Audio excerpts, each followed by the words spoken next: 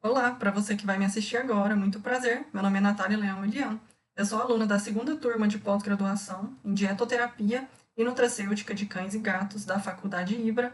Esse é o meu trabalho de conclusão de curso, que recebe o título de Alimentos Ultraprocessados para Cães e Gatos, Classificação Nova e Impactos na Saúde. E o meu orientador é o professor Luiz Fernando de Moraes. Então, como introdução, eu começo dizendo que o campo de estudo e pesquisa que desenvolve e promove a nutrição animal, especialmente a nutrição de cães e de gatos, no que refere ao campo acadêmico e também no campo do mercado, é extenso e opera em proporções globais. Então, no mundo inteiro, a gente percebe um avanço, um empenho no desenvolvimento de todos os assuntos que envolvem a nutrição animal.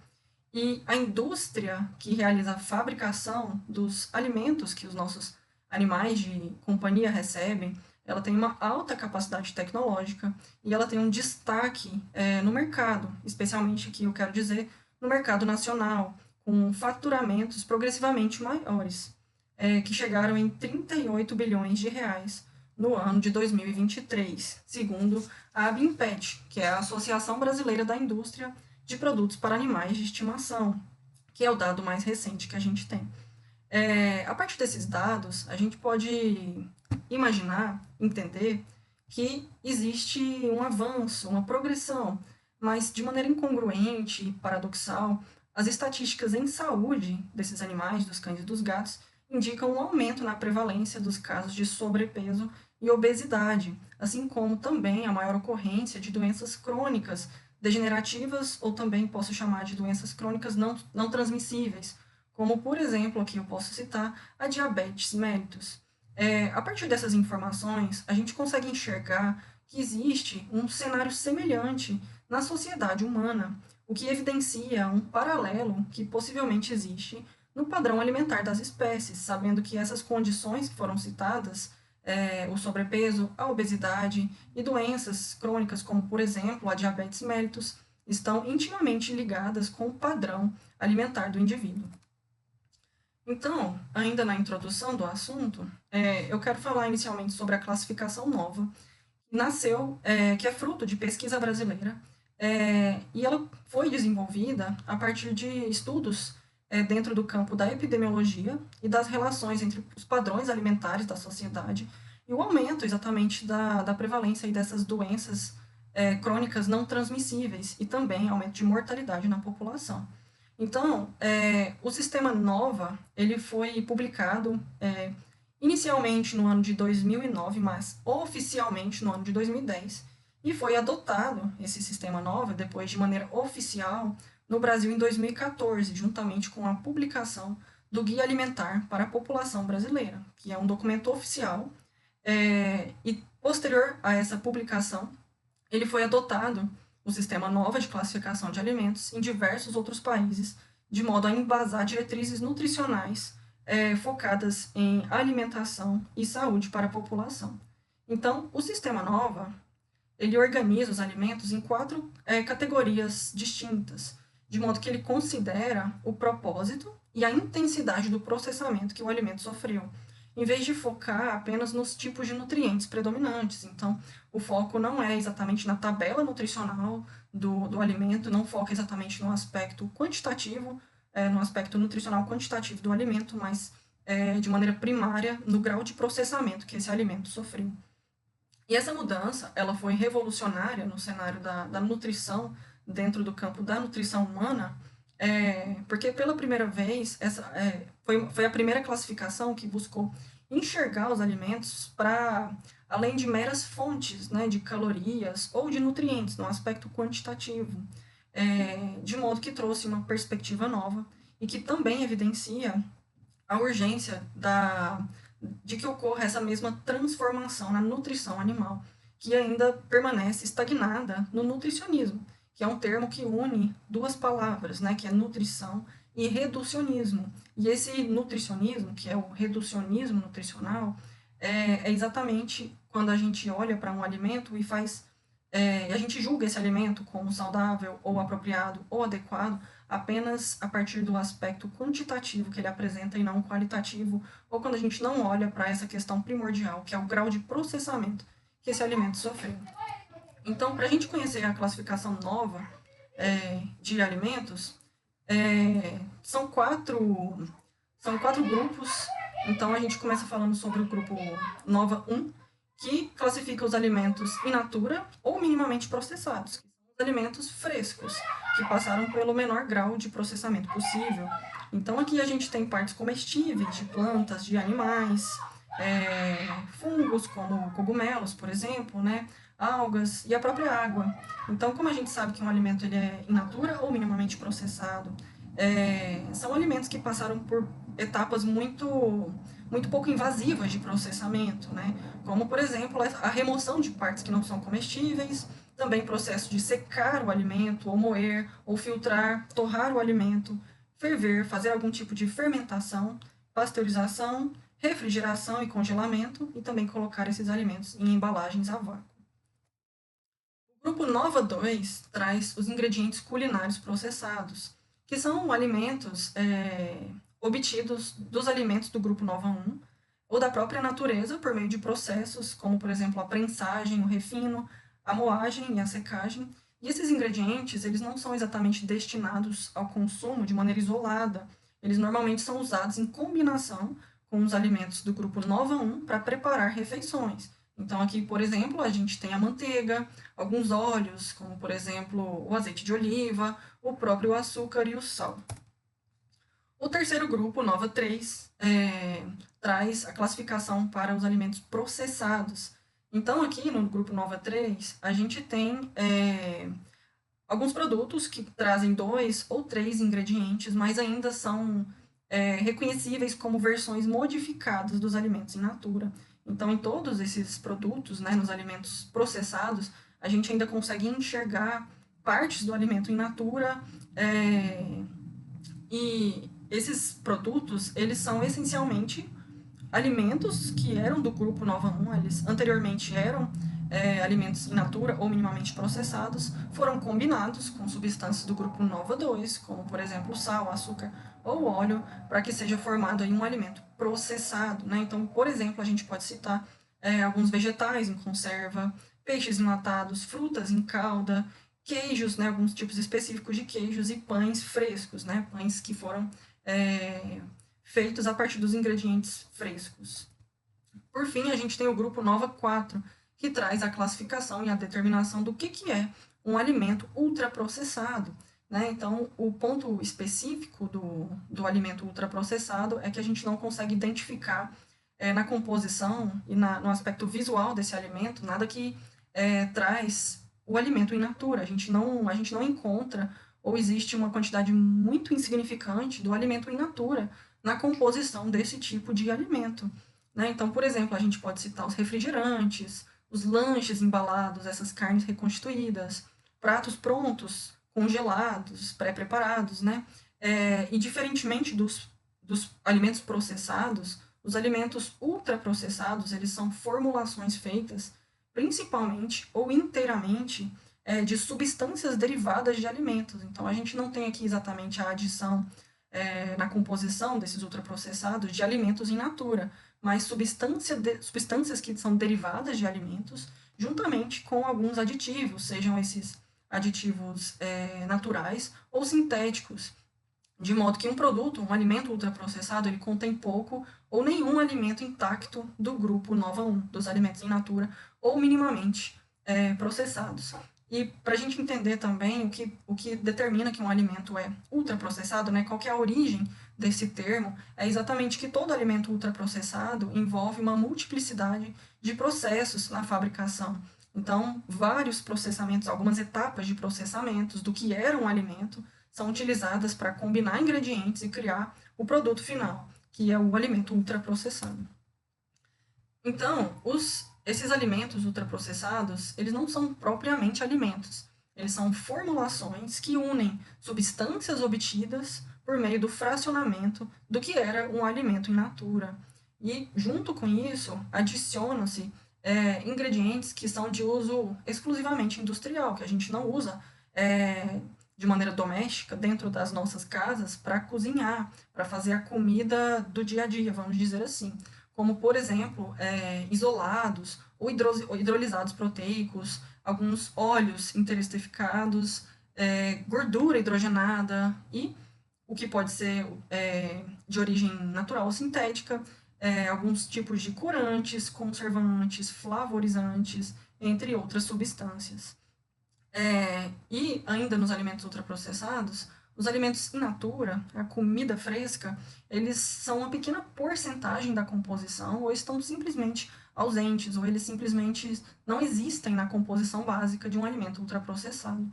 E uma característica fundamental é que eles sempre são prontos para o consumo, ou exigem uma etapa muito mínima de preparo, como, por exemplo, o aquecimento. A gente compra um produto congelado, faz o aquecimento desse produto, muitas vezes ele está pronto para o consumo. Outra característica fundamental nos alimentos ultraprocessados é que eles duram muito tempo nas prateleiras, eles têm uma longa vida na prateleira, eles não têm uma data de validade muito próxima, então são produtos que podem ficar por meses em cima de uma prateleira, até que, enfim, são direcionados para o consumo. E, por fim, também uma característica muito importante é que eles apresentam uma palatabilidade muito elevada, muitas vezes devido ao uso dos realçadores de sabor. E um dos pontos mais fundamentais também, por fim, é que esses alimentos ultraprocessados são extremamente lucrativos para a indústria que faz a produção, porque exatamente a fabricação desse tipo de produto usa ingredientes que são de baixo custo e também são alimentos que são direcionados e projetados estrategicamente para que eles possam substituir todos os outros grupos alimentares. Então, o grupo Nova 4 traz um alimento que, em tese, passa a mensagem de que ele pode ser consumido no lugar de todos os outros alimentos do grupo Nova 1, 2 e 3. Quais são os impactos na saúde do consumo desse tipo de produto ou de alimento? Muitas pesquisas, desde a publicação do guia em 2014 para a população, guia de alimentação para a população brasileira, muitas pesquisas foram publicadas e isso agora acontece de maneira crescente. O campo da ciência, da pesquisa em relação a esse assunto é bastante crescente nesse momento. E as pesquisas cada vez mais mostram que o consumo de alimentos ultraprocessados, exatamente seguindo essa classificação nova de alimentos, está fortemente relacionado ao desenvolvimento das doenças crônicas não transmissíveis, como, por exemplo, a obesidade, a diabetes tipo 2, câncer, declínio cognitivo e a mortalidade precoce, por todas as causas, basicamente. Então, a gente já tem alguns estudos grandes que foram feitos especialmente no Reino Unido, por exemplo, esse do Bonaccio, que demonstrou um aumento de 26% no risco de morte, quando considerado o consumo de maneira dose dependente de ultraprocessados. Essa pesquisa ela foi feita com 1.171 pessoas, entre 57 a 77 anos, e essas pessoas foram acompanhadas durante 10 anos. Algumas possuíam um histórico de doenças cardiovasculares, outras não. Todas apresentaram um risco elevado, de maneira dose-dependente, a partir da inclusão de alimentos ultraprocessados na alimentação dessas pessoas. Então, quanto maior o consumo, quanto maior a proporção dentro da distribuição calórica das pessoas em alimentos ultraprocessados, maior era o risco da progressão das doenças cardiovasculares e também da morte. E esse outro estudo, ele traz um dado muito interessante. Foi um estudo feito no Reino Unido com 60 mil pessoas e demonstrou o risco de mortalidade associado ao consumo de ultraprocessados elevado em 22%. Então, também de maneira dose dependente, quanto maior era o consumo de ultraprocessados na dieta, maior também era o risco de mortalidade geral. Diversas consequências podem ser evidenciadas na literatura científica. Realmente existem centenas de pesquisas que associam o risco de doenças cardiovasculares, doenças metabólicas, câncer, doença hepática gordurosa, doença inflamatória intestinal, até mesmo depressão, declínio cognitivo, demência e Alzheimer, tudo de maneira associada ao consumo de ultraprocessados e também de maneira dose dependente. Então, a partir disso, a gente pode concluir que quanto maior a proporção desse tipo de produto na ingestão diária total de calorias, maiores serão os prejuízos para a saúde e para a longevidade do indivíduo. E, a partir desses dados, se a gente considera todas as etapas de processamento que acontecem na fabricação da ração seca para cães e gatos, é inevitável que a gente perceba que esses animais estão constantemente ingerindo alimentos ultraprocessados. E, em muitos casos, esses alimentos eles representam a totalidade do que é consumido por esses indivíduos durante a vida toda.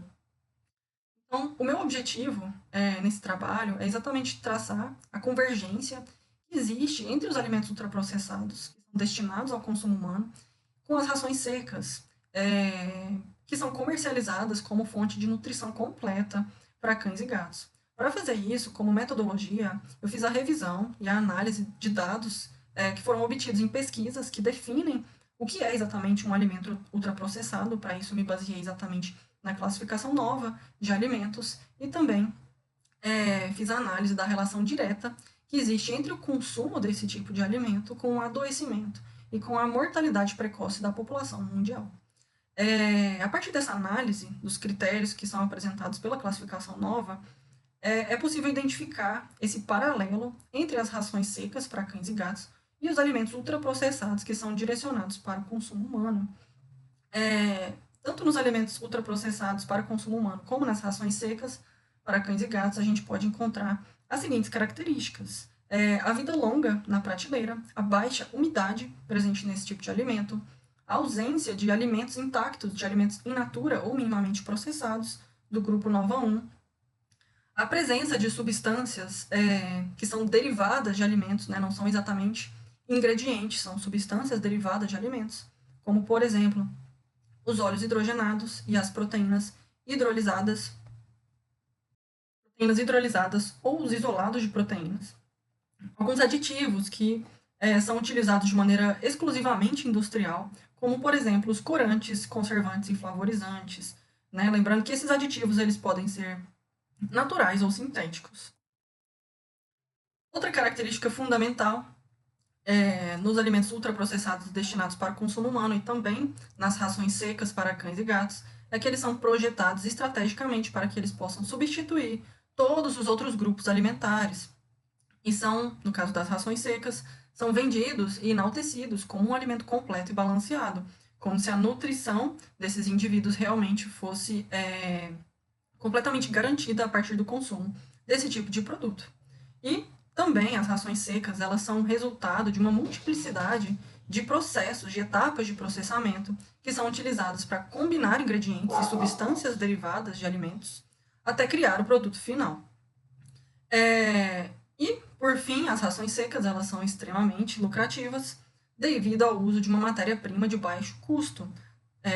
Exatamente por isso, a gente pode perceber todos os anos exatamente esse grande crescimento do mercado da indústria que faz a alimentação PET, né? Então, para a gente relembrar qual que é o processo de fabricação das rações secas para cães e gatos, esse processo ele ocorre segundo o sistema industrial de produção em lotes.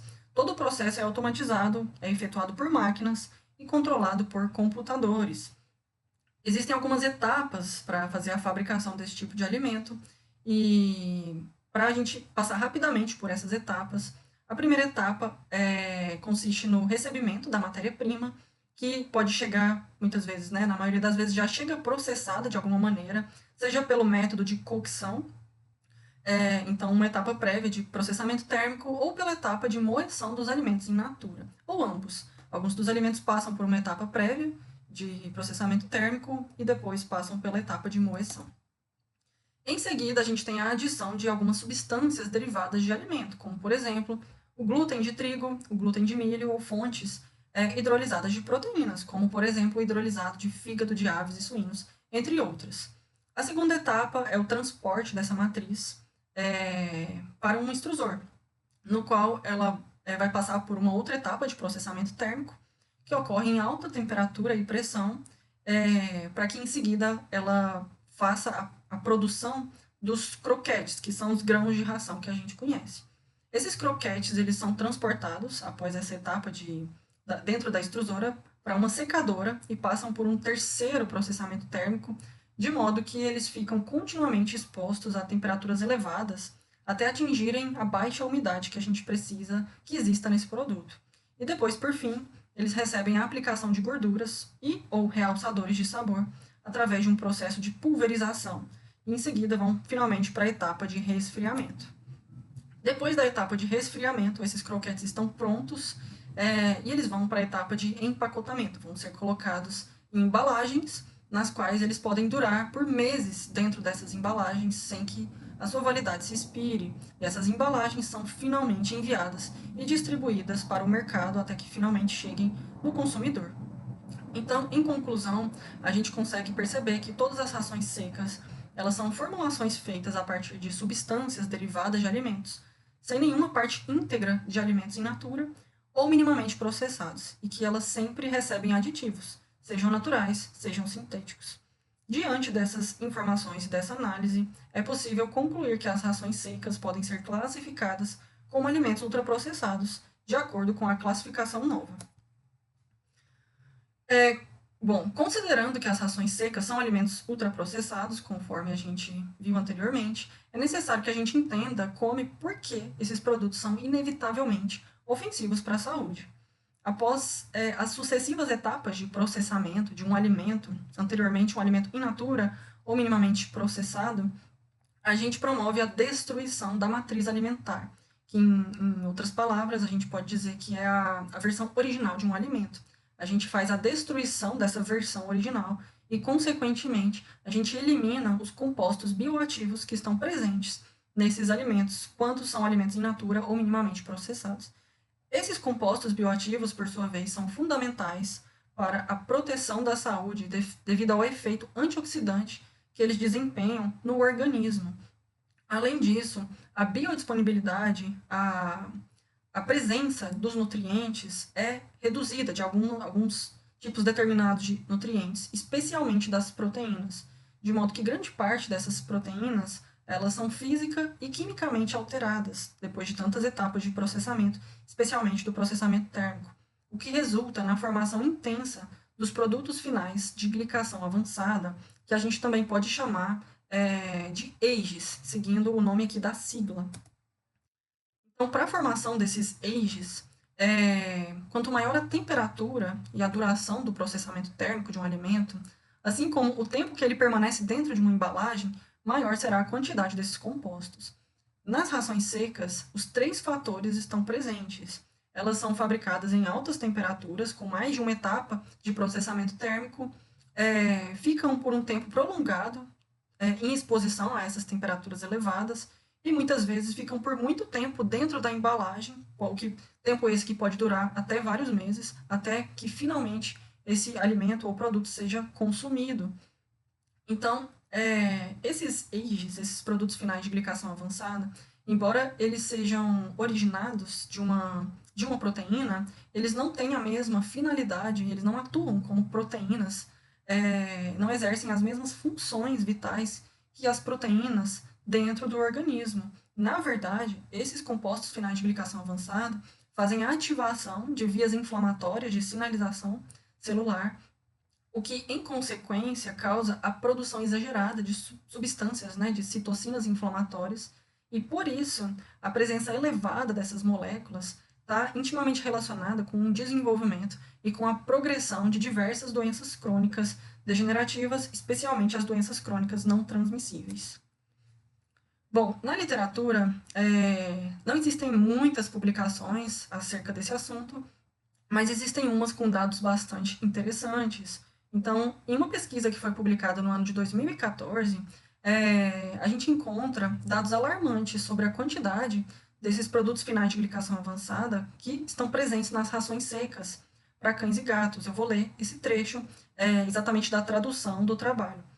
Considerando a média calculada para humanos adultos, cães podem ingerir até 122 vezes mais hidroximetilfurfural, que é um tipo de AGE, quando consomem o alimento extrusado padrão, ou seja, a ração seca.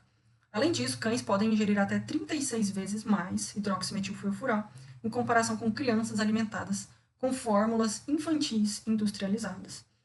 Gatos que consomem o alimento extrusado padrão podem ingerir até 38 vezes mais hidroximetilfurfural em comparação com adultos humanos e 11 vezes mais hidroximetilfurfural em comparação com crianças. Então, nessa pesquisa, o dado alarmante é exatamente que os cães e os gatos estão provavelmente consumindo uma quantidade absurdamente maior de AGEs do que é estimado como dose segura para seres humanos.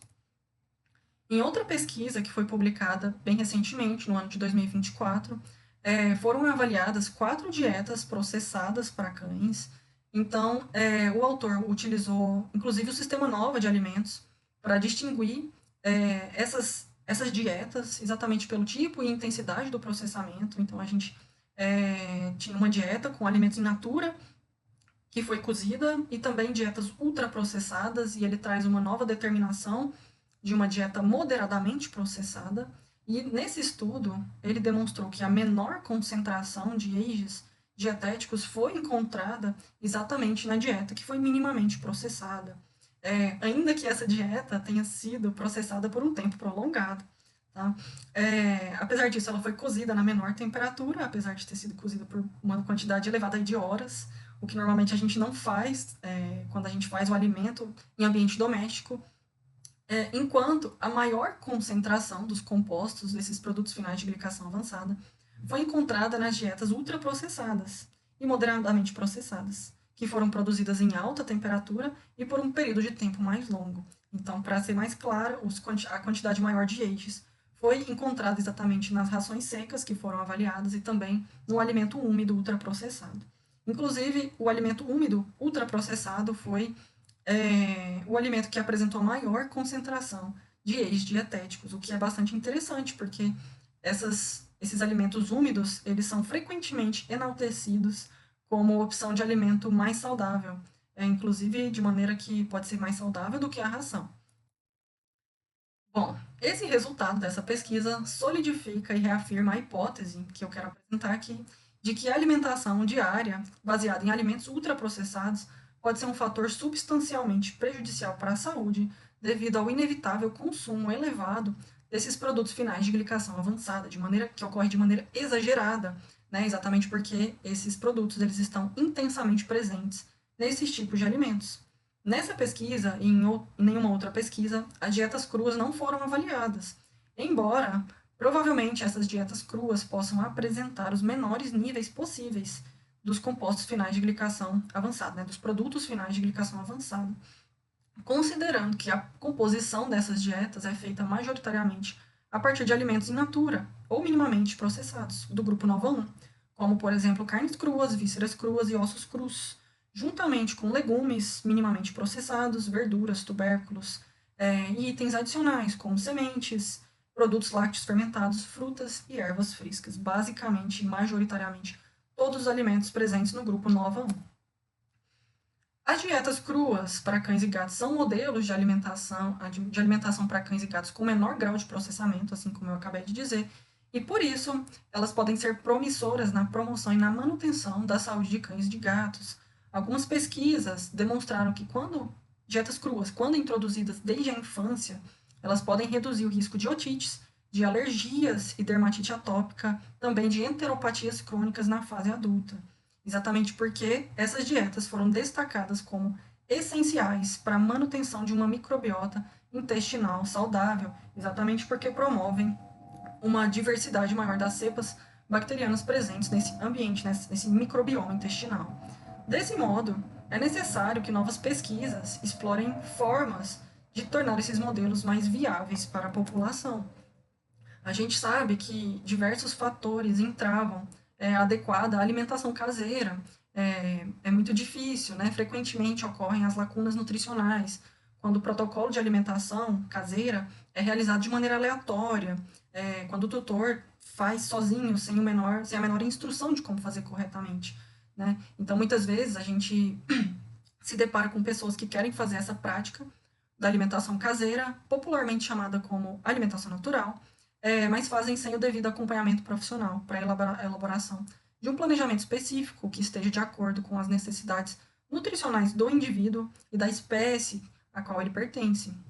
E diante disso, dessa dificuldade de alimentar esses animais de maneira adequada e completa, vamos dizer assim, a solução da indústria foi a criação de um alimento padrão, universal, que é supostamente completo, balanceado e, sobretudo, muito conveniente, porque ele é pronto para o consumo.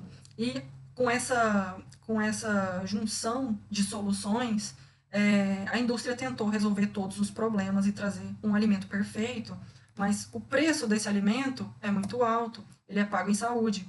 É, e depois de ter apresentado essas evidências que permitem classificar as rações secas como um alimento ultraprocessado, sabendo que esses alimentos ultraprocessados provocam o adoecimento e a mortalidade precoce na população mundial, é necessário que a nutrição animal também olhe para isso.